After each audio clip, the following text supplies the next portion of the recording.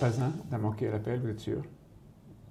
De l'équipe de campagne active en politique. Nicolas Sarkozy. Nicolas Sarkozy, vous le savez, s'est retiré de la vie politique. Donc, il ne manquait pas, mais vous avez raison de le dire, il a été invité. Et il a été sifflé. C'est tout de même un des événements de ce week-end et de ce meeting de Valérie Pécresse.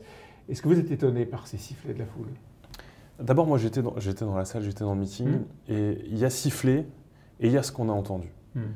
Il y avait une espèce de cri, de lamentation presque. Ouais.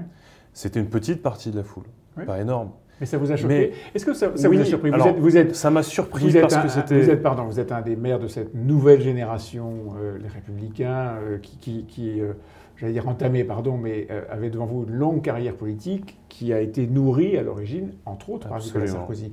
Est-ce que vous êtes surpris, choqué par ces sifflets? Je vous réponds très directement. Moi, j'avais 18 ans à peine. Je mettais le réveil à 4 h du matin pour aller coller des affiches de Nicolas Sarkozy lors de sa première campagne présidentielle. Donc oui, comme tout le monde dans la salle hier, on lui rend hommage, on l'admire.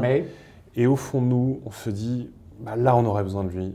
Et c'est vrai qu'on regrette qu'il ne sorte pas du bois. Mais maintenant, objectivement, c'est son choix. Il est au-dessus de la mêlée politique, il l'a dit.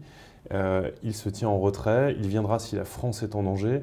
Donc à la fois, je comprends la tristesse pour avoir échangé avec un certain nombre de militants qui attendent un signe de Nicolas Sarkozy, et en même temps, je pense qu'on aurait tous gagné à ce qu'il n'y ait pas ces sifflets et ces huées, il faut être clair. Mais oui, il y a des militants qui sont tristes et qui aimeraient un signe de sa part.